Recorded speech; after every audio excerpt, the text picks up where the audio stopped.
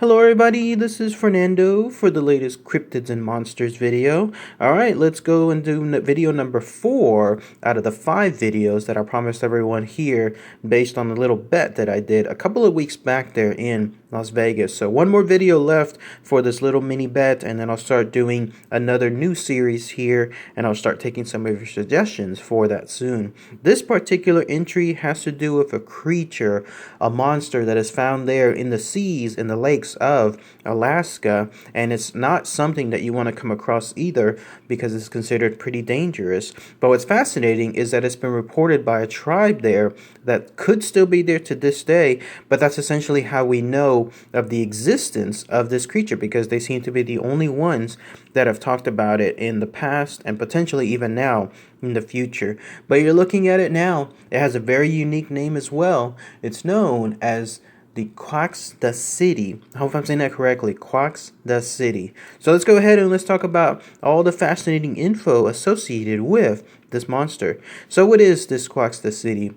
Well, again, it's a creature that's found there in Alaska, specifically in several lakes, and these lakes actually happen to be nearby a tribe that has lived there. I don't know if they're still there to this day. I'll talk about that more here in a minute. They were known as the Tanana tribe. I'm saying that correctly as well. Tanana tribe, and that particular tribe lived near these bodies of water known as the Cook Inlet Lake and then also the Clark Lake. So makes sense if you have a creature like this, an aquatic creature, that it would happen to be in those lakes, that these people, these tribe, whoever they were, they in turn would be able to hear and see this creature. In fact, that's how they know mostly of its existence. Let's go ahead and let's talk about the characteristics of it here.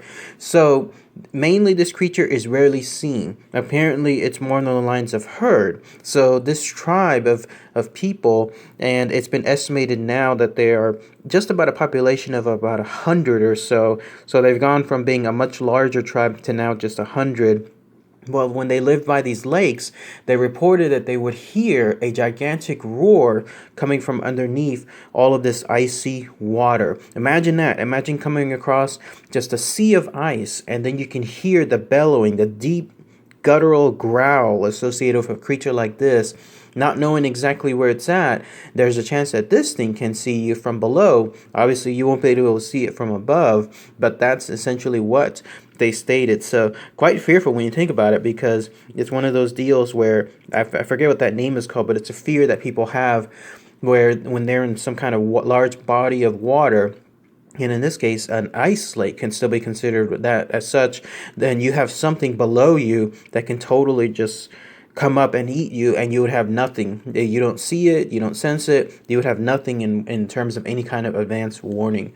But it's been described also, at least visually, on the few times that it's been seen, as looking more on the lines of a plesiosaur, or maybe even some other type of mosasaur, or something else along those lines. It gives you an idea about the size. If we're talking about a creature resembling something like that, this is not a tiny minnow, this is not a tiny fish, this is something that is truly pretty large, probably even larger than those creatures or those dinosaurs from the past, because of the fact that, again, it's so rarely seen. And you have to also consider that with this creature living in such a pristine, perfect environment where there'll be relatively small amount of people to interfere with its life, you could have something that could just be continuing to grow for a long time. Now, this is also considered a predator. This is a creature that has apparently a large set of sharp teeth around it. It actively hunts prey. It uses those teeth to hunt prey. No doubt it uses also all of its body to expertly swim throughout the sea.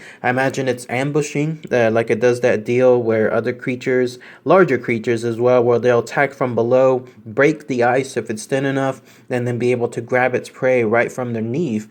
And then I said that's why the natives there, the tribe, feared this creature, because it was also presumably known to be able to attack the tribesmen, the people that were living there as well. So this is something that they didn't want to have any risk, like in terms of going out there in the sea and the Alaskan lakes and then coming across this creature. They stayed as far away as clear as possible from it to make sure that they didn't have anything bad occur to them. As far as other information associated with it, there's the Tanana, again, Native Americans that I was mentioning earlier. If you wanted to talk more about them, apparently they created their tribe there. They were known as, if you wanted to know what the translation of Tanana is, basically means the people. So they created that tribe there in the subarctic regions of Alaska, the southwest regions, again, maybe about 100 miles or so of what is today Anchorage, Alaska, and they've been living there pretty much ever since. So whether there's any reported sightings of them to this very day, who knows, but they developed their own organization of what was considered kinship and of class. Everyone belonged to some kind of clan, and they did all this while living and hunting for their own set of food, which is traditionally involving fish, like some kind of salmon and other type of fish, and then some of the other livestock there. So I mention all of that because this is the way that this creature was sometimes met by this tribe because of the unique situation of they're living there, and then they happen to have this thing living underwater beneath them.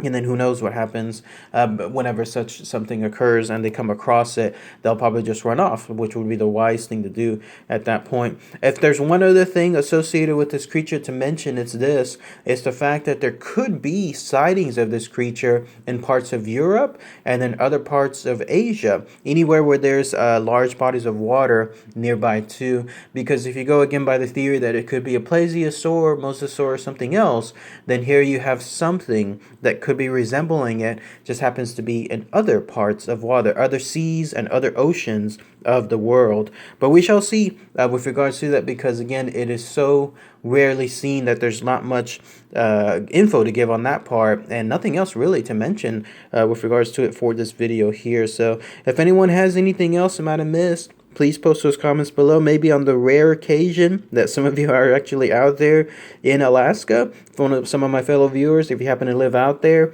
and you know more of this, maybe even of the rare tribe itself, who have again about 100 individuals or so. If anyone knows any more info about the creature itself from out there, please be happy to hear what those comments are too. So, all right, everyone. Thanks again as always. Take care.